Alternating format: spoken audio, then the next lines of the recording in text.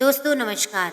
लाक्षागृह के उपरांत पांडव अपनी मां कुंती के साथ इधर से उधर भ्रमण कर रहे थे। वे ब्राह्मणों का वेश धारण किए हुए थे, भिक्षा मांग कर खाते थे और रात में वृक्ष के नीचे सो जाया करते थे। भाग्य और समय की कैसी अद्भुत लीला है। जो पांडव हस्तिनापुर के राज्य के भागीदार हैं और जो सारे जगत को अपनी मुट्ठी में करने में समर्थ है, उन्हीं को आज भिक्षा पर जीवन यापन करना पड़ रहा है। दोपहर के बाद का समय था। पांडव अपनी मां कुंती के साथ वन के मार्ग से आगे बढ़ते जा रहे थे। सहसा उन्हें वेद व्यास जी दिखाई पड़े। कुंती दौड़कर वेद व्यास जी के चरणों में गिर पड़ी। उनके चरणों को पकड़कर बिलक बिलक कर रोने लगी। उसने अपने आंसुओं से उनके चरणों को धोते हुए उन्हें अपनी पूरी कहानी सुना दी। वेद व्यास जी ने कुंती को धैर्य बंधाते हुए कहा, आंसू बहाने से कुछ नहीं होगा। जो ऊपर पड़ा है उसे धैर्य से सहन करो। जब अच्छा समय आएगा सब कुछ ठीक हो जाएगा। चलो मेरे साथ चलो, मैं तुम्हें एक स्थान बताए दे रहा हूँ। कुछ दिनों तक वहीं रहकर समय काटो। वेद व्यास जी पांडवों को एक नगर में ले गए। उस नगर का नाम एक चक्रा था। आज के बिहार राज्य में शाहबाद जिले में आरा नामक एक बड़ा नगर है। महाभारत काल में आरा को ही एक चक्रा के नाम से पुकारा जाता था। उन दिनों एक चक्रा में केवल ब्राह्मण ही निवास करते थे। वेद व्यास जी पांडवों को एक चक्र में पहुंचाकर चले गए।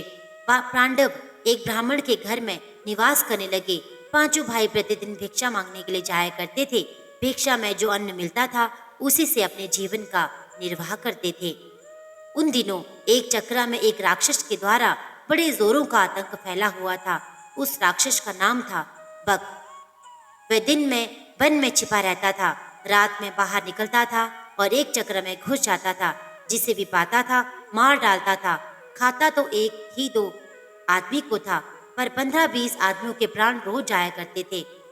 आखिर एक चक्र के निवासियों ने बक से एक समझौता किया। प्रतिदिन नगर का एक आदमी अपने आप ही बक के पास पहुंच जाया करेगा और बक उसे मारकर खा लिया करेगा। एक ही आदमी की जान जाएगी, व्यर्थ में माने जाने वाले लोग बच जाएंगे। बक ने भी समझौते को स्वीकार कर लिया। उसे जब बैठे बिठाए ही भोजन मिल जाया जाता था तो वह समझौते को स्वीकार न करता तो क्या करता।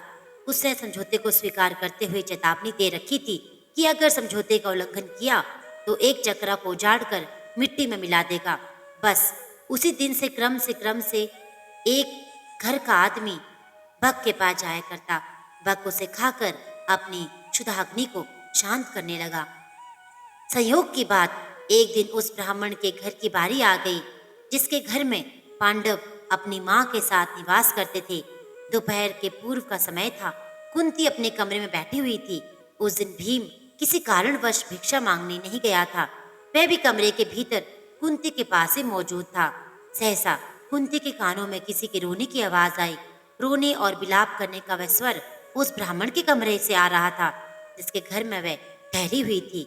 जब कुंती से विलाप का ये सकरुण स्वर सुना नहीं गया तो वह ब्राह्मण के कमरे में जहाँ पहुंची, उसने वहां जो कुछ देखा उससे वह सन्नाटे में आ गई। ब्राह्मण के कुटुंब के कुल 3 ही प्राणी थे, ब्राह्मण, ब्राह्मणी और उसका एक युवा पुत्र। तीनों बिलक बिलक कर रो रहे थे। हाय हाय, अब क्या होगा? अब तो सब कुछ मिट्टी में मिलकर रहेगा। कुंती ने तीनों को रोता हुआ देखकर ब्राह्मण से पूछा, विप्रवर, आप तीनों इस प्रकार क्यों रो रहे हैं? क्या मैं जान सकती हूँ कि किस दारुण कष्ट ने आप तीनों को अत्यंत दुखी बना रखा है? ब्राह्मण ने आंखों से आंसू की बूंदें गिराते हुए उत्तर दिया, बहन, तुम सुनकर क्या करोगी? हमारा कष्ट एक ऐसा कष्ट है जिसे कोई दूर नहीं कर सकता। कुंती ने सहानुभूतिपूर्व स्वर से कहा, हम तो गरीब ब्राह्मण हैं। सच है, हम आपके कष्ट को दूर नहीं कर सकते, किंतु फिर भी सुनने में हर्ज क्या है? हो सकता है हम आपके कुछ काम आ जाए। जब कुंती ने बहुत आग्रह किया तो ब्राह्मण ने बक राक्षस की पूरी कहानी उसे सुना दी। कहानी सुनाकर उसने हंसते हुए कहा, बहन, हम कुल 3 ही प्राणी हैं। यदि कोई एक राक्षस के पास जाता है तो वह उसे मार कर खा जाएगा। हमारा घर बर्बाद हो जाएगा। इसलिए हम सोचते हैं कि हम तीनों ही राक्षस के पास चले जाएंगे। हम इसलिए रो रहे हैं, आज हम तीनों के जीवन का अंत हो जाएगा। ब्राह्मण की करुण कथा सुनकर कुंती बड़ी दुखी हुई। वह मन ही मन कुछ क्षणों तक सोचती रही, फिर बोली, विप्रवर, मैं एक बात कहती हूँ, उसे ध्यान से सुनिए। मेरे 5 पुत्र हैं। आज मैं अपने एक पुत्र को आपके कुटुंब की ओर से राक्षस के पास भेज दूंगी। यदि राक्षस मेरे पुत्र को खा जाएगा तो भी मेरे 4 पुत्र शेष रहेंगे। कुंती की बात सुनकर ब्राह्मण स्तब्ध रह गया। उसने परोपकार में धन देने वालों की कहानियां तो बहुत सुनी थी, पर पुत्र देने वाली बात आज उसने पहली बार सुनी। वह कुंती की ओर देखता हुआ बोला, बहन, तुम तो कोई स्वर्ग की देवी ज्ञात हो रही हो। मुझे इस बात पर गर्व है कि तुम्हारी जैसी देवी मेरे घर में अतिथि के रूप में है। तुम मेरे लिए पूजनीय हो। मैं अपने अतिथि से प्रतिदान लूं। ये अधर्म मुझसे नहीं हो सकेगा। मैं मिट जाऊंगा, पर मैं अतिथि को कष्ट मैं नहीं पड़ने दूंगा। ब्राह्मण की बात सुनकर कुंती बोली, आपने हमें आश्रय देकर हम पर बड़ा उपकार किया है। आप हमारे उपकारी हैं। हमारा धर्म है कि आपके कष्ट में न पड़ने दे। आप अपने धर्म का पालन तो करना चाहते हैं, पर हमें अपने धर्म का पालन करने से क्यों रोक रहे हैं? कुंती ने बहुत आग्रह किया तो ब्राह्मण ने उनकी बात मान ली। उसने दबे स्वर में कहा, अच्छी बात है बहन, ईश्वर तुम्हारा भला करे। कुंती ब्राह्मण के पास से उठकर भीम के पास गई। उसने पूरी कहानी भीम को सुनाकर उससे कहा, बेटा, परोपकार से बढ़कर दूसरा कोई धर्म नहीं होता। तुम ब्राह्मण कुटुंब की ओर से भक्त के पास जाओ। यदि भक्त तुम्हें मारकर खा जाएगा तो मुझे प्रसन्नता होगी कि मेरा बेटा परोपकार की वेदी पर बलिदान हो गया। भीम ने बड़े हर्ष के साथ अपनी माँ की आज्ञा को स्वीकार कर लिया। उसने कहा, माँ, तुम्हारी आज्ञा शिरोधार्य है। भक्त मुझे क्या मारकर खाएगा? तुम्हारे आशीर्वाद से मैं उसे मिट्टी में मिला दूंगा। संध्या का समय था। भीम एक गाड़ी के ऊपर खाने पीने का सामान लाद कर उसे खींचता हुआ बक के निवास की ओर चल पड़ा। वह बक के निवास पर पहुंचकर गाड़ी पर लदे हुए खाने के सामान को स्वयं खाने लगा। बक कुपित हो उठा। वह गरजता हुआ बोला, एक तो तुम देर से आए हो और ऊपर से मेरा भोजन खा रहे हो। इतना कहकर वह भीम पर टूट पड़ा। भीम तो पहले ही तैयार था। दोनों में मल्ल युद्ध होने लगा।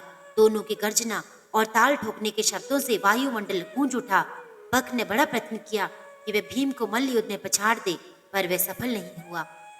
वह भीम को पकड़ भी नहीं पाया। भीम ने उसे धरती पर गिराकर उसके गले को इतनी जोरों से दबाया कि उसकी जीभ बाहर निकल आई। वे प्राण शून्य हो गया। भीम ने उसे उठाकर नगर के फाटक के पास फेंक दिया। उधर संध्या समय चारों भाई भिक्षाटन से लौटे तो कुंती ने सब कुछ सुनकर वे बड़े दुखी हुए। उन्होंने अपनी माँ से कहा, तुमने भीम को अकेले भेजकर अच्छा नहीं किया। हम भाइयों में वही एक ऐसा है जो संकट के समय काम आता है। कुंती ने अपने पुत्रों को समझाते हुए कहा, तुम चिंता क्यों करते हो? तुम देखोगे कि मेरा भीम बक को मिट्टी में मिलाकर आएगा। वे चारों भाई भीम का पता लगाने के लिए चल पड़े।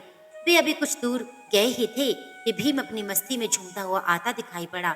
चारों भाई दौड़कर भीम से लिपट गए। भीम ने उन्हें बताया कि उसने किस तरह अत्याचारी बक को नरक में पहुंचा दिया है। भीम ने घर पहुंचकर अपनी माँ के चरण स्पर्श किए। उसने कहा, माँ, तुम्हारे आशीर्वाद से मैंने बक का संहार कर दिया। अब एक चक्रा के निवासी सदा सदा के लिए भय मुक्त हो गए। कुंती ने भीम का मुख चूमते हुए कहा, बेटा भीम, मुझे तुमसे यही आशा थी। मैंने इसलिए तो तुम्हें बक के पास भेजा था। प्रभात होने पर एक चक्र निवासियों ने नगर के फाटक पर बक को मृत अवस्था में पड़ा हुआ देखा। उन्हें जहाँ प्रसन्नता हुई वहाँ आश्चर्य भी हुआ। बक का वध किसने किया? क्या ब्राह्मण ने? एक चक्र के निवासी दौड़े दौड़े ब्राह्मण के घर पहुंचने लगे। थोड़ी ही देर में ब्राह्मण के द्वार पर बहुत बड़ी भीड़ एकत्रित हो गई। ब्राह्मण के जयनाद से धरती और आकाश गूंजने लगे। ब्राह्मण ने भीड़ को शांत करते हुए कहा, भाइयों, बक का वध मैंने नहीं किया। उसका वध तो मेरे घर ठहरे हुई ब्राह्मणी के बेटे ने किया है। एक चक्र के निवासी इस बात को जान गए कि बक का वध ब्राह्मण के घर टिकी हुई ब्राह्मणी के एक बेटे ने किया, किंतु अधिक प्रयत्न करने पर भी वे ये नहीं जान सके कि ब्राह्मणी कौन है और उसके 5 बेटे कौन है। किंतु जानने पर ये तो ज्ञात हुआ कि एक चक्कर निवासी ब्राह्मणी और उसके पुत्रों का बड़ा आदर करने लगे। स्वयं ब्राह्मण भी गर्व का अनुभव करने लगा कि जिस ब्राह्मणी के पुत्र के एक चक्रा के निवासियों को सदा सदा के लिए संकट मुक्त कर दिया है, वह उसके घर में अतिथि रूप में टिकी हुई है। तो दोस्तों, ये थी महाभारत के समय से जुड़ी एक कथा। आपका दिन शुभ हो। हर हर महादेव।